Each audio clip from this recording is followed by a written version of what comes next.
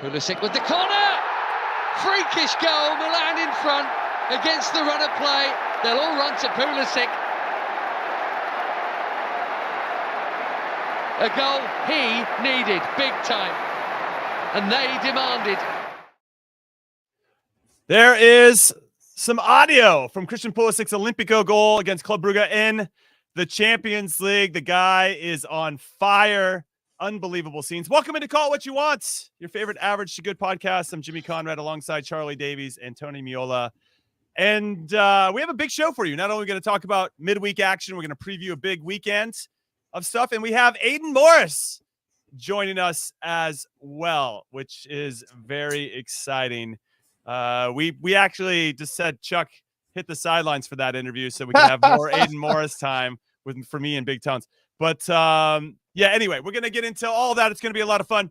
But let's talk about Christian Pulisic because he gets another goal contribution. Tony Meola is a resident AC Milan fan. Arguably not only the best player on his team, but maybe one of the best players in Serie A this season. Yes? No? He meant it. He meant to put it in the back of the – yeah. No, he didn't mean it because he said he didn't mean it, and he got lucky. But sometimes, man, when you're playing well and things are going well, those things happen. He did play well throughout the match, which I think is the most important thing. Obviously, the goal is important as well.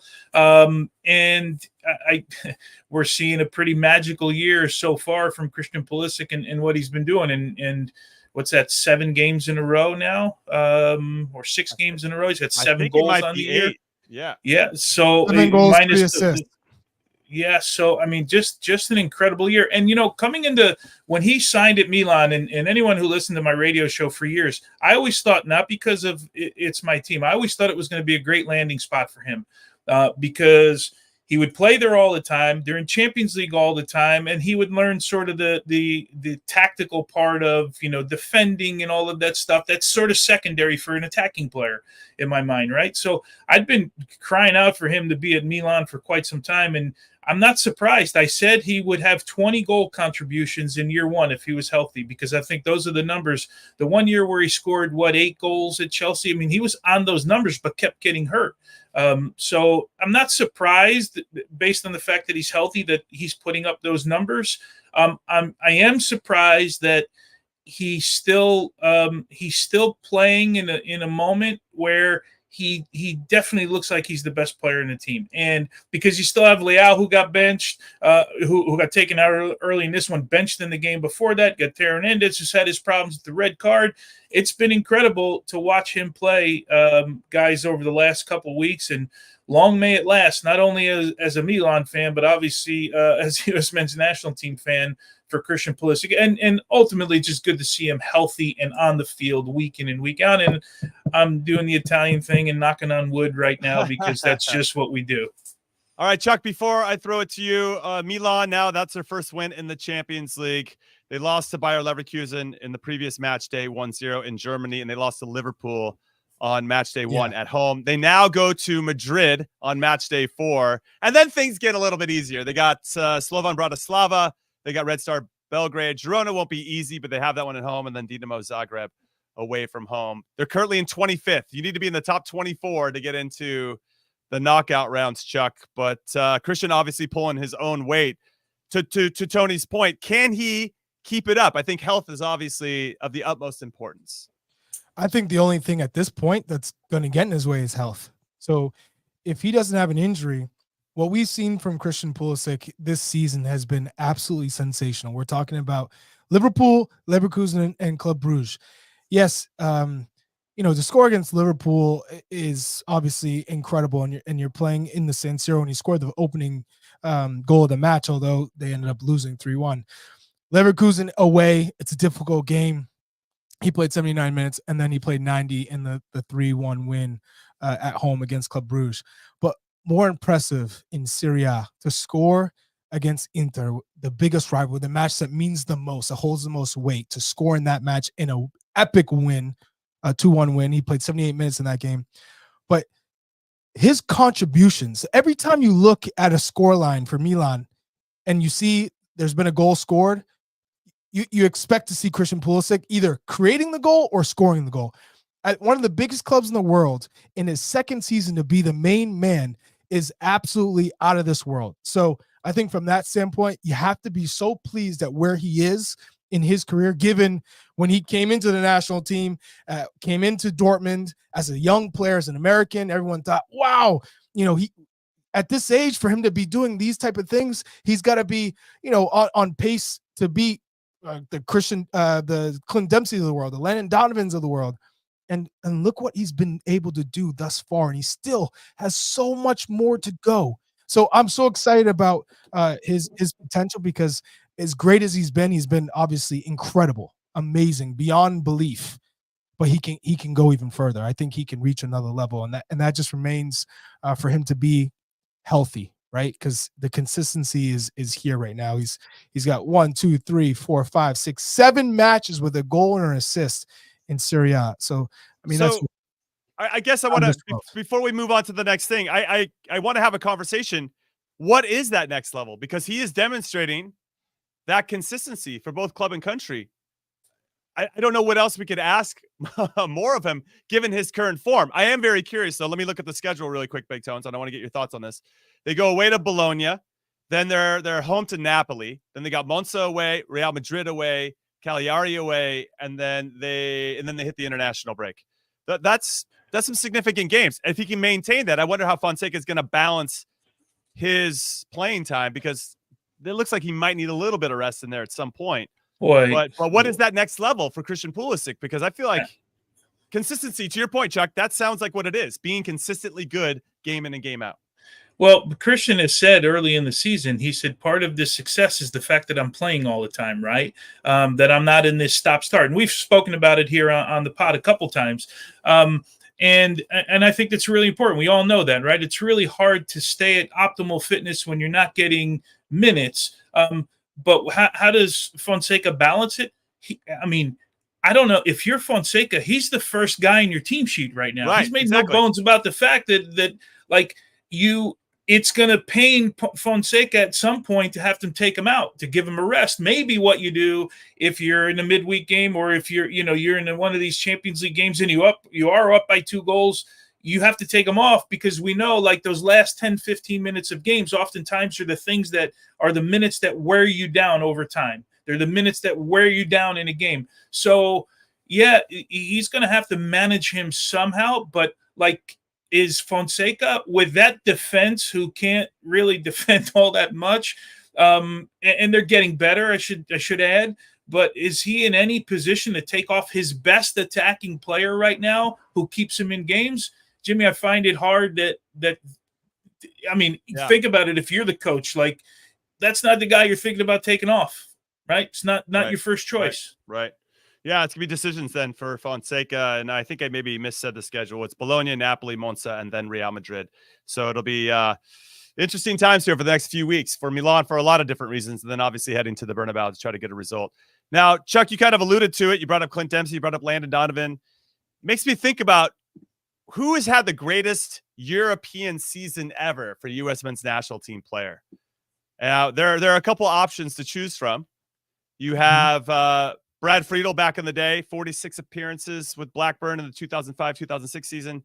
He allowed 52 goals, so a little over a goal a game, and had 19 clean sheets, which was a career high. You got DeMarcus Beasley.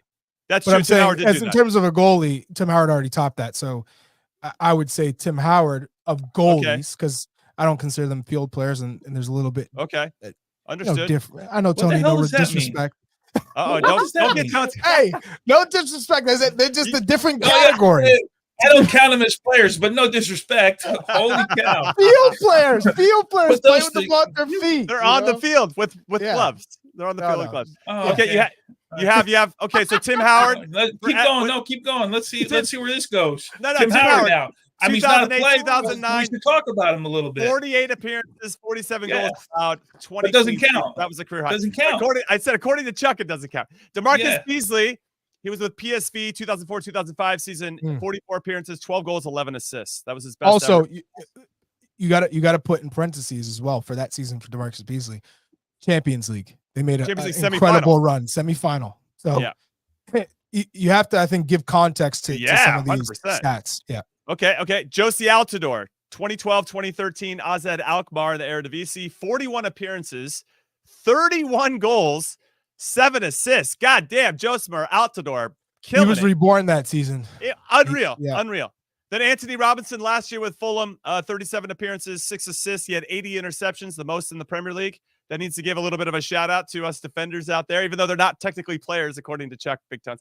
And then Clint Dempsey, this is where my vote is right now. 2011, 2012 with Fulham, 46 appearances, 23 goals, 6 assists. He led his team with 23 in all comps. Chuck, I'm going to come to you because I know Tones is hot right now. So give him a minute to cool down. Who do you think's had the best season? And obviously, it looks like Christian could be approaching getting to that. But I think Clint Dempsey, those are good numbers. 23 goals, 6 assists. Yeah. I mean, as an attacking player, I look at Tim Howard. Fulham. Like Fulham isn't going out driving the game. Also, Tim Howard at Everton. I mean, no, don't mention him. I'll put those numbers aside, the goalkeepers aside. They're not real players. No, they're not. They get to wear gloves. Okay, back to field players. Yeah, Clint Dempsey, because Fulham are not Chelsea, Arsenal. Even when he played with Tottenham, right? He came in and made an impact, but he wasn't a consistent starter. He wasn't relied on. But Fulham, he was relied on to give these type of performances, not only to like keep them in the league, but to keep them in, middle of the table. I think they made a deep run in the Europa League that season, right? That's when he scored against Juve. So Clint Dempsey, he picked up off of what Brian McBride had established at Fulham, because I think he took it to another level in terms of being an impact player at Fulham. And when Premier League teams played Fulham, they're like, Dempsey's the player we have to mark. He's the one that can burn us. So probably Clint Dempsey would take the cake for me in terms of seasons that stand out in Europe for Americans. All right. I'm with you on that. That's a good shout. And they got to getting Fulham into a Europa League final and then losing in extra time to Atletico Madrid. And that's a hell of a run. And I would probably argue, isn't that where Clint Dempsey chipped Buffon at Craven Cottage? It wasn't Buffon, but it was Juve, Craven Cottage, and arguably one of the best goals in America. I would have gave him a lot more credit if it was Buffon. No, 100%. That's true. That's true. If it was Buffon, you do that to Buffon, that is nasty. Especially because goalkeepers aren't real players, right, Tones? They don't count. They don't count. Tones. So tell us. So go. Who had the best goalkeeper? Give me the best goalkeeper season. Oh, we're going to separate this now. No, we don't have to. We'll check on the two. Yeah. Well, just for the record, when Des gave me this question last night or this morning, whenever it was, I typed back to him Clint Dempsey season and then Brad Friedel season. And Tim's numbers are one better in the shutouts. But if you remember how Brad played that year, it was unbelievable. He was out of his mind that year. So those are the two that I gave him. But, Josie Altidore's 31 goals in 41 games. And I know he went to Sunderland after that and couldn't score goals. I think he had one right there. But that's an incredible season as well. DeMarcus Beasley, as you mentioned, that's getting to where they got to is incredible. It's hard sometimes for us to judge defenders, right? Because they don't have the numbers that everybody has. But Anthony Robinson leading the league with 80 interceptions in a league where the Premier League is a turnover league. It's high pace. It's turnover all the time. There's more turnovers, I should say, because of the pace of the game and how quickly it goes up and down the field. So you lead the league in that category is pretty damn good. But we don't look at it in general because it doesn't have sort of the flashy numbers. So, but those are the ones that stick out, man. Tim Howard's 20, that was his career high for as great a career as Tim Howard had. The 20 clean sheets that year were his best. And I think that's the year with that play where he gets caught out on the 6-yard box and then goes back that they show all the time. And that one Premier League Tim Howard clip that they show where he goes back and tips it over a bar, which is about as good a save as you're going to see. So there's a lot of good ones, but Christian is approaching. I don't. You guys probably remember more than I would. I'm trying to think of which one of those guys that we just mentioned was sort of doing it from the position where they're the man on their team, like they're the number one guy in their team, and they're not like secondary to anybody else in the group. And I don't recall all of that, But right now we know Christian is sort of the guy that's carrying the load at Milan. I was just typing in Clint's maybe Fulham season. That could be right, where he was the man on the team, because you guys know it's harder when there's an expectation that week in and week out you're going to do something, rather than being that secondary guy and some other guys taking pressure off of you.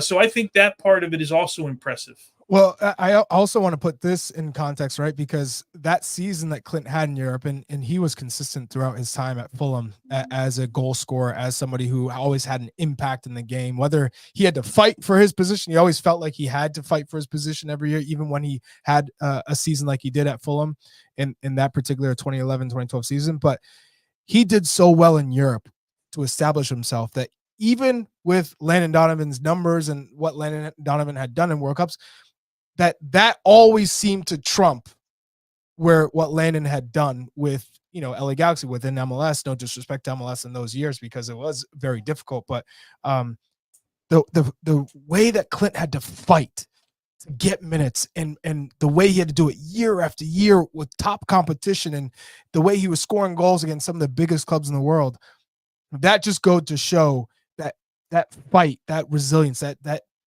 the character that Clint had was what you wanted to go to battle with. And that's why he's always going to be kind of revered as the guy.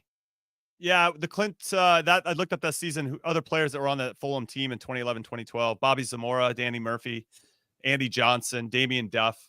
None of those guys scored looks like 5 or 6 goals in the Premier League alone. Clint had 17 that season. So he was definitely putting the team on his back and making things happen domestically. And then in the Europa League, Andy Johnson had 8 to Clint's 3, but he still had 3 and 3 big ones, right? It's not always the amount. It's also the timing of some of the big goals that you score. It could give your team that belief to go on and get results against that Juve goal. And timing of injuries, Jimmy. That too. I look at Josie Altidore as one who had injuries at the wrong time. In the World Cups, both the 2010 and 2014, I think in the first game, both out, for the rest of the tournament. So injuries did him at the wrong time. Right. Stu Holden in that 2010, 2011 season. I see Tyler Lee. For half a season, he made team of the season. For half the season, he was incredible at Bolton. Moved from the right wing, right midfield position that we've seen Stu Holden play in MLS in his early days, and moved to the center of the park. And people didn't know that with his engine and his quality of distribution, he was a good tackler. He didn't need the pace if he had the right timing. And for that half season, he was remarkable. He was. And then Johnny Evans, one tackle ruined his career. It's unreal. It's unreal. Just to follow up on the Clint Dempsey getting 4th in the Premier League that year, he finished behind Van Persie, Wayne Rooney, and Sergio Aguero. It's pretty good company, all things considered. Right. Other Americans in Champions League match day 3 action. Yunus Musa got subbed on in that game against Club Brugge, and obviously shut the game down. Even though they were up a man, they still needed to see it out. They won that one 3-1. Malik Tillman plays a full 90 in a very impressive 1-1 draw away from home for PSV against PSG. Richie Ledesma subbed on as a midfielder to see that one out. Weston McKennie started, and Tim Weah subbed on in Juve's surprisingly lackluster efforts in their 1-0 loss at home to Stuttgart. And without Bremer in the back line, they just don't look the same. He's out with an injured ACL for the season. Austin Trusty played the full 90, 0-0 draw for Celtic away from home at Bergamo against Atalanta. That's a pretty impressive result. They got shelled, I'll be honest. But 0-0 still 0-0. That's all everybody remembers. But let's talk about Tillman a little bit, because they played a little bit deeper. Peter Bosch, the manager for PSV, dropped him in. It will look like a little bit more of an 8, even a 6. He had a crazy goal scoring off the line type thing. The goalkeeper made a hell of a save, Big Tones, and then Tillman, right place, right time, cleared that one out. It was interesting to see him play a little bit deeper, but I thought he did pretty well against obviously very talented PSG. Yeah, look, we on this podcast here, obviously we skew it towards the national team sometimes when they play, and the American players obviously and playing overseas, but we're kind of stuck on Tillman with the national team over the last couple of weeks, right? And I get the sense, and I get sort of the sentiment from people that they're not happy with his performances. the guy's done really well here at his club, and I think we're all looking for that to translate to the national team. So we have to hope that he keeps putting in performances with his club. He's one of those guys that's always on the team sheet, so it's important that he continues to get the minutes, and hopefully when he gets to the U.S. team, we can see a little bit of that, and we haven't seen it. It's been a while since we've seen sort of a really, really solid performance from him. But man, at PSV, they love him about as much as anyone they love on this team, and he gets minutes week in and week out. Ledesma's an interesting one, right? Because he goes really from the injury to not playing to getting in at right back, starting at right back for a little while. And now he's coming in as a midfielder, which is his normal position, whereas we played with the youth national teams. He played also at NYCFC there. So he's an interesting follow. I don't know where his best position is, but with regards to Tillman, I think that we want to see him be a little bit more steady. I'll call it, at least at first, before we start seeing outstanding performances. We got to get the steady with the national team, but he does it week in and week out.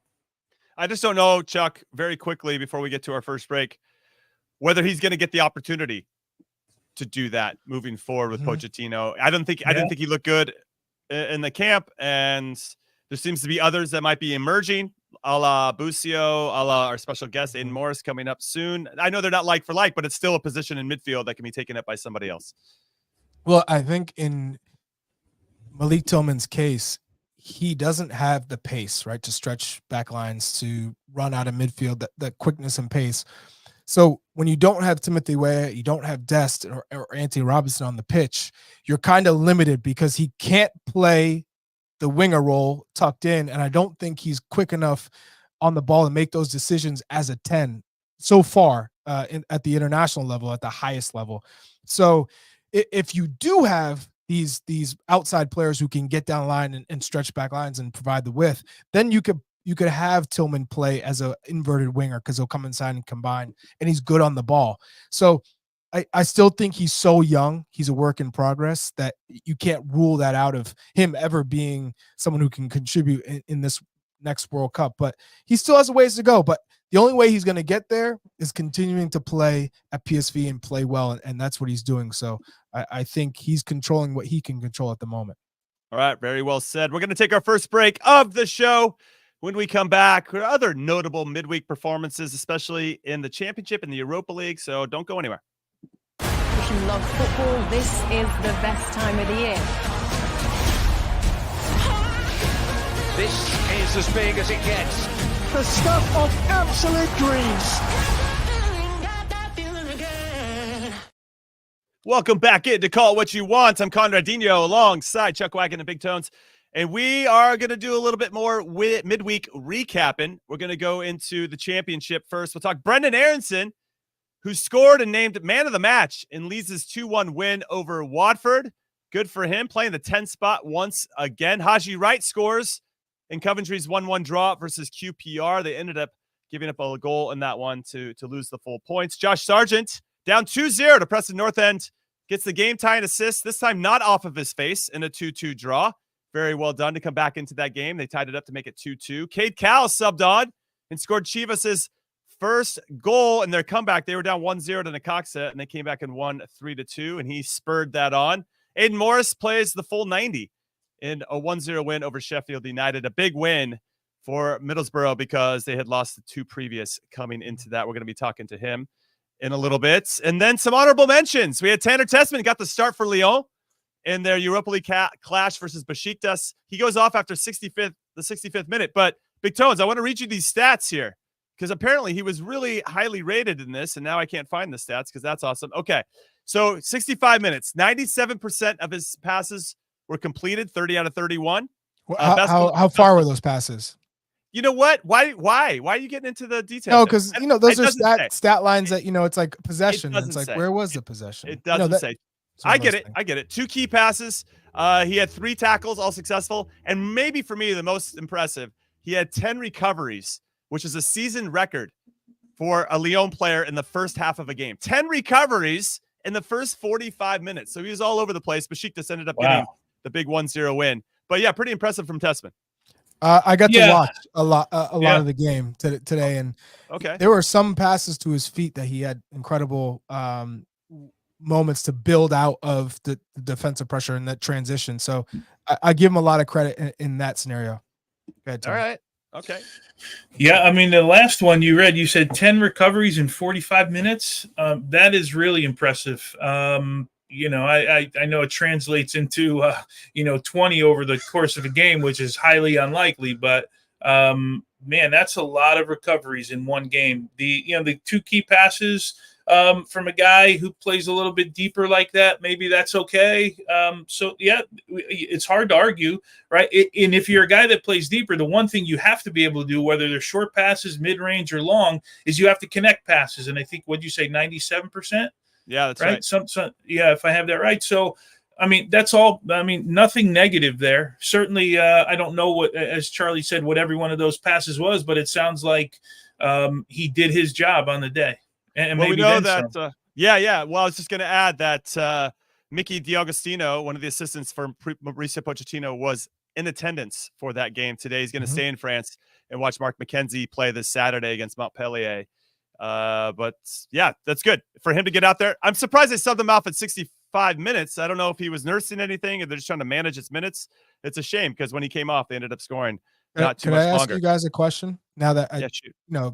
just saw that stat line of all the players playing in the championship? And if 2026 comes along and we have a number of players, 5, 6, 7, 8, 9, all playing in the championship, but they're in the championship, would you still be encouraged? Would you be okay with that? Or would you like to see them, for some of these guys, yeah, they're playing in the championship, but move to top divisions elsewhere, but playing in top divisions where maybe some of them are playing Europa Conference League or Europa League or Champions League, but they're playing European matches at a high level as opposed to 3 matches a week in the championship?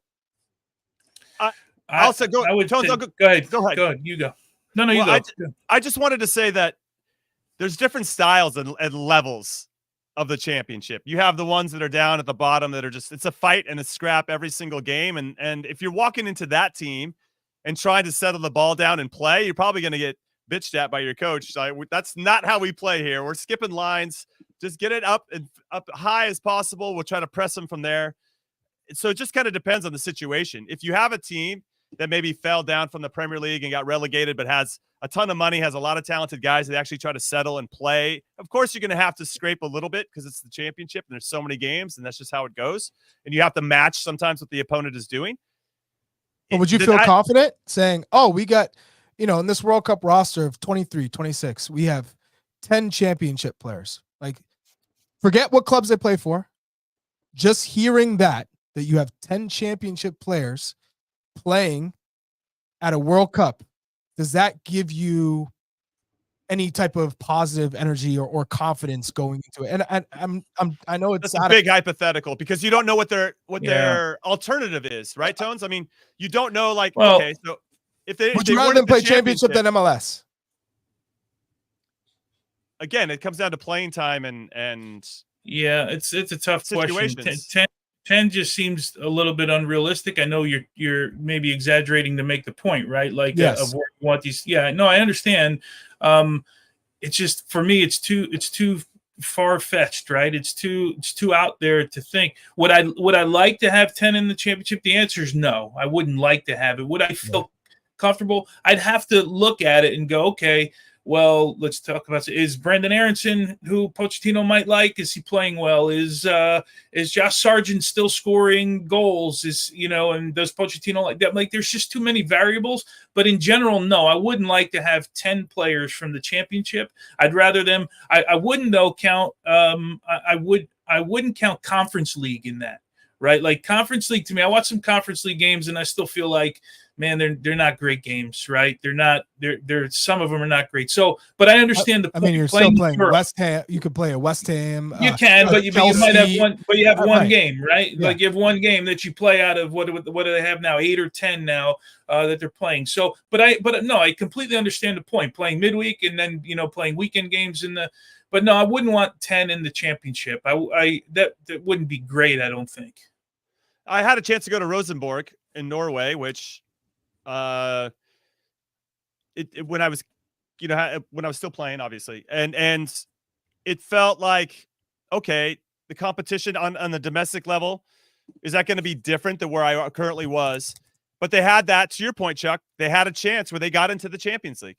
And I didn't end up going for a number of reasons. I won't bore anybody here, but they ended up playing at Stamford Bridge against Chelsea, right? They were in the group stages with Chelsea, which would have been an incredible experience. Now they got smoked, but that still would have been a very cool life valuable, experience cool, but it's a valuable experience, right? And I saw the comment here from one of the YouTube comments is just saying the Championship is a better league than the Eredivisie, right? In Holland, I would say sure, but not if you're Ajax or PSV or Twente or Alkmaar, who you're playing in the Champions League or Europa League, and you're getting and you're getting quality competition, right? So not only do you have a great coach and you're always competing for a league title, because I also think that's really important. That's important. Valuable. Yeah, that you're competing for a trophy in that league. Maybe it's a smaller league, but you're also playing in European competition. And so, for me, that's what you want. That's how you're striving for playing against the big competition where you're going to play in a World Cup. You're playing against players that you would play in a World Cup, whereas a Championship, most likely you're not playing against guys who are going to be filled on teams in the World Cup. I agree with you on. So it does go back to the team. If you have a team that's trying to compete for the trophy or win the league or whatever it is, that's going to make a difference. And that's why our guys at PSV, not only are they doing that and getting that experience of what it takes to be a winner and having a winning mentality, but they're also getting to compete in Europe. It reminded me of Benny Feilhaber, because he was at Hamburg in the Bundesliga and then made the move to Derby County in the Premier League. And it was, a terrible move. Terrible move. He's in the Premier League. He's in the Premier League. So that must sound cool and it must whatever. And I know he's admitted it was a terrible move. I think they're the worst team in Premier League history. Right, they had the worst record. They were awful, and so just because you make a move to a league doesn't mean it's going to be a guarantee that it's going to be a better situation. And Jimmy, to also give context to that, is he was playing at Hamburg. They were in the Champions League. I remember he was playing with Van der Vaart. They're playing against Arsenal in the Champions League group stage. I remember him playing against Henry and that Arsenal team. Right. I think it was in 2005, 6. Yeah, 2006, 2007. After the U20 World Cup. That's when he made the move. And playing valuable experience, obviously playing in the Bundesliga, but he goes to Derby County because it's in the Premier League, and you're getting an increase in salary, but you're not playing football. That's what I was saying when you're playing on them crap teams, Nottingham Forest last year, you bring Gio Reyna as a loan. You're not playing football. It's a physical battle. You're asked to defend. You're not asked to keep the ball in play. It's counterattack, set pieces, and survive. You're not playing. And Josh Sargent, that one year when he was playing in the Bundesliga with Werder Bremen, remember? And he had minimal touches in a game. It was over his head, and he was playing winger. He was asked to just defend. You got to look at the situation. Well, Norwich too. I mean, when he was at Norwich, when he was playing well in the Championship, they get promoted. He spent the entire season. We covered him quite a bit. He spent the entire season at midfield defending because his team stunk in the Premier League. Like how are you going to judge a guy that's a goal scorer like that's rarely getting in the box? It was incredible to watch him. So there's so many variables when you talk about like what's better. Is it better to play here? Is it better to do that? Like, you just want players playing at their maximum potential because there's enough talent. Back to Charlie's question on the national team, you want them playing. I mean, it's great. Like how many times we talk about this? Gio's at Dortmund, but if he doesn't play, it doesn't really matter, right? He went to Nottingham Forest. Doesn't matter. He doesn't play.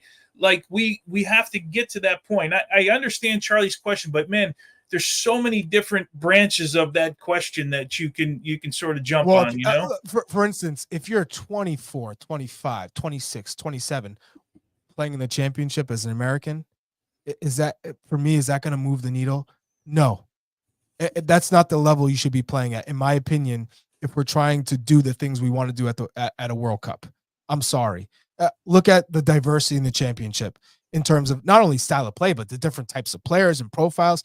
For me, I would rather have a player play at, for instance, Gio Reyna, as talented as he is, leave the Bundesliga, go play at Ajax, go play at PSV, go play at Feyenoord, where, yeah, okay, you're taking a step down, but you're also taking maybe two steps forward because you're playing in Europe and you're competing for a trophy and you're playing top level football.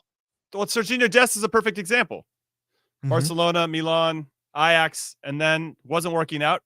And he goes back, and then all of a sudden the vibes around Serginho Dest are high again before he gets hurt, of course. But like everybody's like, yo, this guy can play, and he's balling out, and he looks like he's having fun. I mean, I just want to see Gio Reyna smile when he's out on the field. Benfica, that's a rarity. Porto, even clubs. I'd rather Brand Aronson play at Copenhagen than play at Leeds in the championship. I'd rather that. But that one I don't agree with, only because he's playing every week. I'm glad you brought him up because that was going to go there, because you're looking at Norwich, Middlesbrough, and Leeds, the three of the teams that might be battling for promotion. Certainly they'll be in the mix, right? But you got Brendan Aronson, who is playing at Leeds, could be playing in the Premier League next year, right? So there's an avenue, right, for him. If you're thinking about 26 at the World Cup, we're in 24 right now. There's an avenue that, like, it's going to continue to get better for him. Now, he's got to work on certain things in his game. We know that. We talk about it, but I'm just talking from a player profile and pushing yourself and playing at a level that's a little bit higher. He has a chance to do that. Now, if he's stuck there and if he's not playing there, that's a whole different ball game. But right now he's playing. Remember, he came on as a sub week 1, match day 1. He gets the goal, gets the equalizer, misses the late one. But pretty much since then, he's been a starter. So it's hard to take him out of that one. Yeah. So I go back to Brand Aronson when he was with Salzburg. So he's brought over. Jesse Marsch is there. He's playing, and Jesse Marsch leaves, but he's still there, and he's playing, and he's getting consistent minutes, and they're playing in Europe. Great. He goes to the Premier League, and he does well initially, but I think the pressure and the expectations of the price tag they brought him in, which means he was supposed to fulfill Rafinha's production. We're talking about Rafinha at Barcelona. So imagine that. And I think, as well as he played early on, there weren't the amount of goals and assists that followed that. And so therefore, Jesse Marsch had to kind of put him on the bench, and I think that killed his confidence. So here he is now, and he goes on loan the next season. He's in the Bundesliga, and we just saw Union Berlin, how they played. Yeah, he was in Champions League. He got some minutes, but the style of play that they played, it was ugly. And next thing you know, they're battling relegation. It was good for him to go through that process, and they stayed up. He goes back to Leeds, and now he's playing consistently, and I love that. But I still feel like he's limited in the way that he can play at Leeds.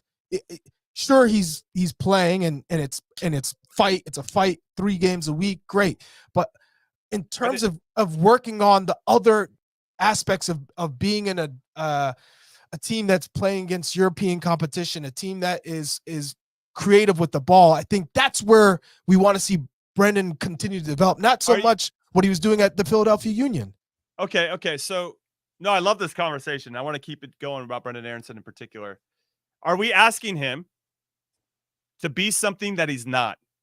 Like, when has he ever showed or demonstrated the qualities that I think you might be looking for from him? And it's not isolated to Brendan. Again, we won't know unless that's fair. That's fair. He gets in with the right manager, the right team, and they ask him to do that. And then you start to see, okay, maybe he can do it, or that's not him. And Leeds United, how he's playing now, that's the best you're going to get from him, right?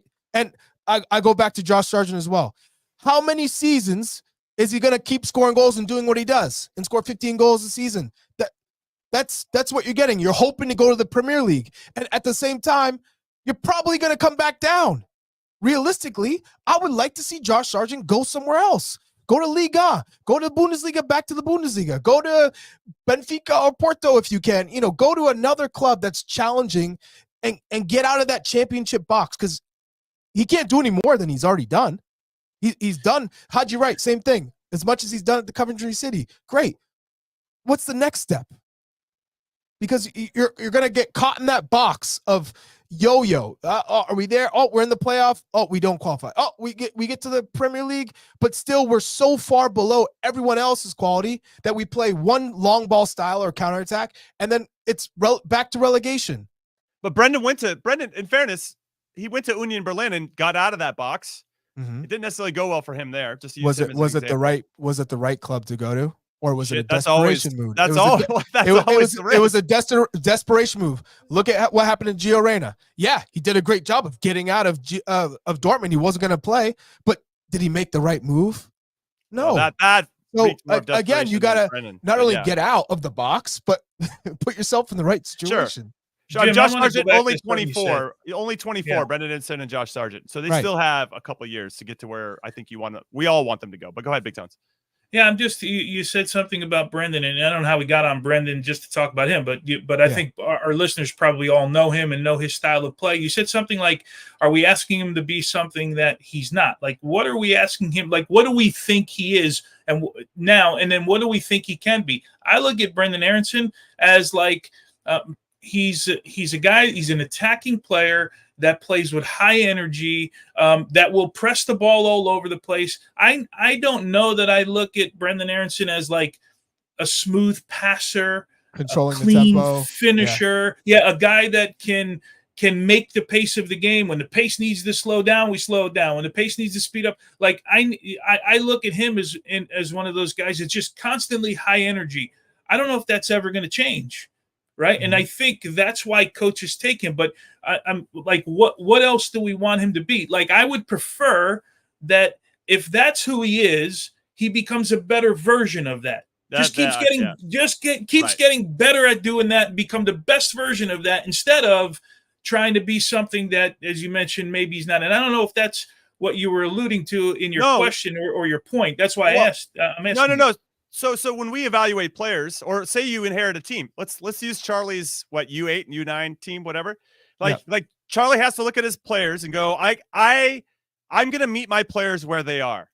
And so if we meet Brendan Aronson where he is, he's got this player profile. And to your point, both of you guys' points, what more can we get out of him? Can we push him into a space? Like, is there still room left to develop him out of what he already is? Can he grow from that? Can he, to Tony's point, can he be a person that gets on the ball and buys time for other teammates? Can he get on the ball and be creative and dance here or there to create some space and play that killer ball, that key pass? Can he do those things that we haven't really seen him do? Because we do know he's a master at the counter press. He's a master at moving. He's constantly moving. We haven't seen him get on the ball and dictate at that level. So if you've never seen him do it before, if you've never seen him do that, right? That doesn't mean he can't do it, right? Okay, but that doesn't mean he can't do it. Like, but it doesn't seem like that's all right. I'll take. Nobody's asking him to do it. Like, his managers aren't asking him to do it anywhere. That's why I'm curious if they think he can do that. You know? Oh yeah. I think I'd bring up this point. So for me as a striker, I was never asked to really be a hold up player and as a single forward and a 4-3-3 as a you should have, because you had a great bubble butt, dude. That's what's gonna get to my point is could I do it, right? So even in a two striker system with Josie even before Josie, as I came into the league in Sweden as a professional for the first time, I was always getting on the ball, using my pace. I didn't have to hold up because defenders are like, oh man, I'm not going to press up on him because he's going to spin me or gun behind. But then as the level gets higher, well, everyone has pace now. Yeah. Okay. How else are you going to beat them? And sometimes defenders are going to say, oh, we'll drop back. We're going to give you no space. And so now I had to be relied on to hold up the ball. I had never done that. Could I develop into that? I don't know. But my coach said, I'm challenging you to do that. And so I'll never forget, we were playing Henrik Larsson's team. I spoke to him before the game. I said, he was such a role model for me. I wanted to show, hey, I can perform when Henrik Larsson's on the pitch. And my coach said, I want you to hold up the ball. I don't care about you going in behind. I don't care about how many people you dribble. Your goal today is hold up the ball for the team. And he told the team, he instructed them to play long balls to me. And I did that. And that was the first game where I was like, oh my God, I have that in my locker. And I developed that. And so it's on the boss to say, hey, Aronson, I want you to get on the ball. I want you to create today. Show me what you can do. Can you connect the game? Can you dictate the tempo? Slow it down or speed it up? So that's what I'm hoping will happen Totally. with some of our players. I agree with you. I just wonder, everybody has instincts as to why they play or what inspires them, what gets them motivated to play and why they love it, right? And so I just don't know, because we haven't seen anything. We'll use Brendan as an example, but can go for any player. If he hasn't demonstrated that yet, you wonder why it hasn't happened. Because I have to assume along the way, some coaches asked him to do the things that we're asking him, and he just doesn't necessarily refuse to do it. It's just his instincts aren't there. What about for you, Tony, as a goalkeeper? If you were told growing up, we never played the ball at our feet, kick it. And all of a sudden a coach told you, Tony, actually, I want you dribbling up to the top of the box and doing what Neuer does, or Ederson.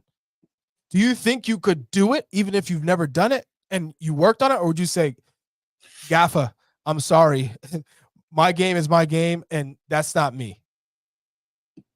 Well, my coach in that instance was FIFA, right? After the 90 World Cup, they said, okay, we're going to change the rule. So we inherently had to change the way that we played, right? I think I was 22 years old when that changed. I'd already played in a World Cup and it was completely different. So basically we were forced to do it. And I think I did a pretty good job with it. I think that was one of my real strengths when I was playing. So yeah, look, I understand exactly what you're saying. I'm just curious why. So he's got Daniel Farkas not asking him to do this. He played under Jesse Marsch, who didn't ask him to do this. It was Bielsa, right? Before Jesse Marsch, even more so. Did he play for Bielsa? I can't remember now. Or did he come just after that? No, Brent Aronson came in with Jesse Marsch. Okay, so he didn't do that. Bielsa wanted him, though. Bielsa had mentioned that he wanted him. That's right. He said that he had scouted him prior, and everyone thought it was Jesse's move, but it was really Bielsa who made the first kind of. And now he's playing under Poch. Who, again, it's only 2 games, right? So we don't have a real idea. But he was asked to basically do the same thing, be energy in the midfield. So I wonder if no one sees him as that, right? Yeah. And maybe he's got to find a guy that comes in and says, yeah, you know what, I see a little something else in you, Brendan, and I want you to try this, kind of like what you went through at that point. And one player I want to bring up, just want to bring up quick, Jimmy, that we have seen a coach say, I see something else different in you than what everyone else says. And that's Timothy Weah, right? He's right back, left back. And all of a sudden, Thiago Motta says, actually, you're great as a 9. And I'm going to play you behind Vlahovic, and you're going to sub in for Vlahovic. So that's just one top level manager saying, actually, I see something more in you and that I can develop you in a different position. All right, we're going to take our last break of Call It What You Want. When we come back, more of the good stuff, including a little snippet of this Aidan Morris interview. Don't go anywhere. Saturdays at 3:30. It's big time. CBS Sports has a big-time game with big-time implications when the top-ranked Oregon Ducks welcome in number 20 Illinois. It's big time. Saturday on CBS and streaming on Paramount+. All right, welcome back into Call It What You Want. I'm Jimmy Conrad alongside Charlie Davies and Tony Meola. We're having a spirited conversation about player developments, especially if they've aged into like 24, 25. Can you still change them? It's a big conversation, but we had a huge conversation, and thanks to Chuck for this segue into the championship and championship players. Well, me and Big Tones had a chance to sit down with Aidan Morris today. Let's take a listen. Throughout my whole life, I've dealt with adversity, and I've had to always prove myself to whatever environment I'm in, and for me, I'm patient, man. Things take time. It doesn't happen overnight. And I love that. I don't want things to happen so quick and success to come right away. I want to feel it. I want to feel the discomfort. I want to go through the adversity, and that helps with my growth, So yeah, there was times when I came out of college and I was the man in college and I was doing great and had success there. And then I come to Caleb and the crew and, I struggled a bit, but it's fine. I think that taught me a lot about myself. And then going and playing that year, and I tore my ACL and then on the sideline for a bit. And that taught me enormous amounts about myself as well. And then from there, it was just being steady and just proving myself. All right. Some good words there from Aidan Morris, who gave us a very good interview. You can catch that full interview. It's coming up later on the podcast. And if you're watching on YouTube, you can catch it on the Golasso America YouTube channel after you finish watching this live show. And Thanks after for allowing you me hit to like jail, and to subscribe. Chuck, you know what? Aidan Morris is cooler than you. I'm just gonna say he heard your comments about the championship. He didn't want any time for you. Yeah, it's Well, also true. Any what championship happened, slander. Chuck, is Des, our producer, said, "Look, there's 3 guys here. You can pick 2 guys you want to interview you," and that's what he did. He said, wait, Chuck's the biggest championship hater, so yeah, he's out. No, but we all know the only reason you go to the championship is you have hopes to play in the Premier League, to be honest, right? That you're hoping that you go to the right club and you get promoted.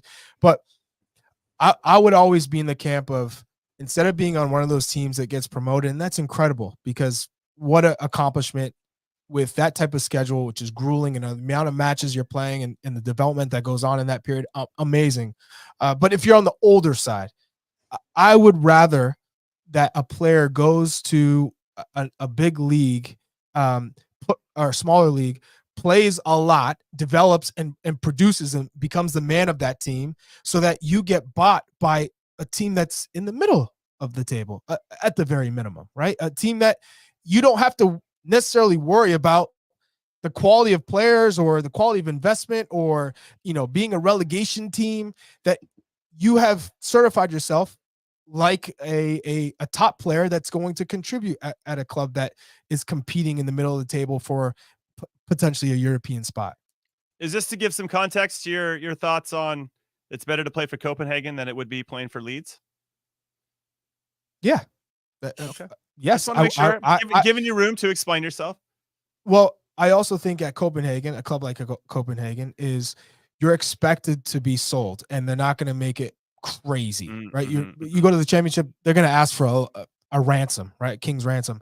I think you go to Copenhagen, you're in the shop window. Everyone in Europe is watching the Danish league, because it is a feeder league. And I think for a player like Brandon Aronson, you will, I stand maybe a better chance to develop in a different way, as opposed to maybe being in a predictable style where it is just north-south and a little bit helter-skelter. But again, that works for Leeds, and he's playing every minute, so you can't hold anything against him. Man of the match. They were in the Premier League, and he's done well.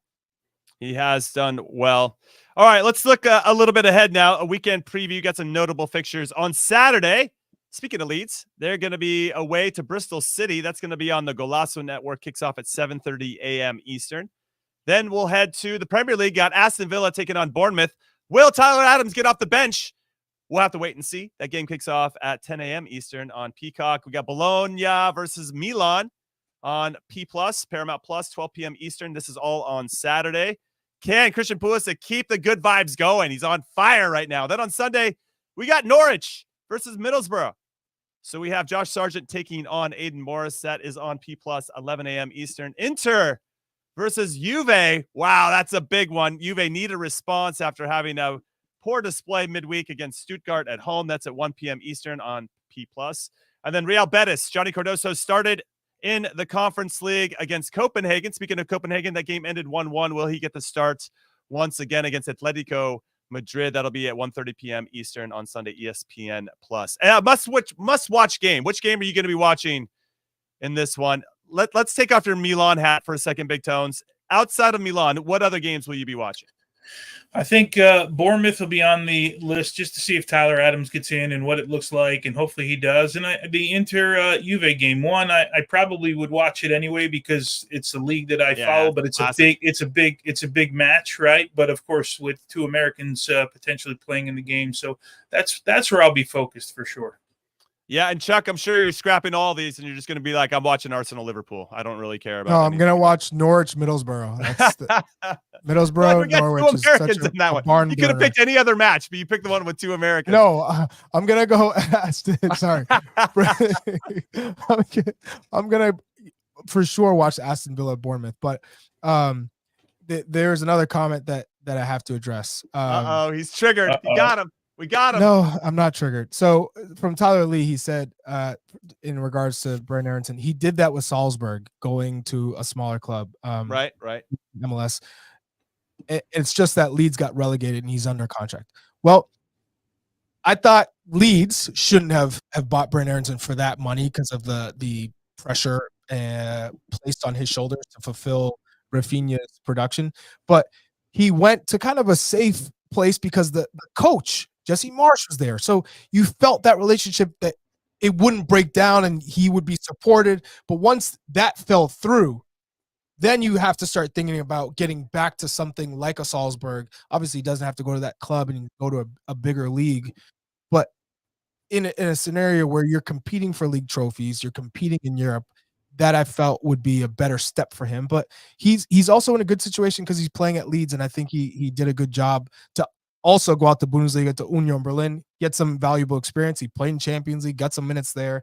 Was in another relegation battle that worked out, and here he is, potentially going back up to the Premier League. Yeah, it's exciting. We'll see how it goes. That's gonna be a big game for him. Another game I'll be watching, mainly because a player won't be in it. It's Crystal Palace hosting Tottenham. Crystal Palace. Oliver Glasner came in at the back end of last year for Palace, taking over for Roy Hodgson, did an excellent job. And then they sold Michael Olise, which didn't help to Bayern Munich. And then they sold Anderson to Fulham, and they just don't seem the same. But Chris Richards apparently is going to be out in this game. And Palace have yet to win a game. They're 8 games, 3 draws, 5 losses. Could be curtains here for Oliver Glasner after everybody was so high on him. But Glasner said this, confirming Chris Richards is going to be out until mid-November, which means he's going to be out for these Jamaica CONCACAF Nations League quarterfinals. He said, Chris is now working on the pitch with his rehab. He's getting closer. I don't expect him to play before the next international break in November. It was not so serious, but on a bad spot on the muscle, we have to be very careful that we don't get a re-injury. So let's project. Let's assume even if Chris Richards does come back, it might not be enough time for him to be fit enough and sharp enough for those 2 Jamaica games.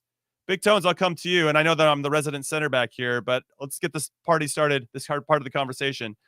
Who do you think is going to be the strongest center back pairing for us against the Reggae Boys?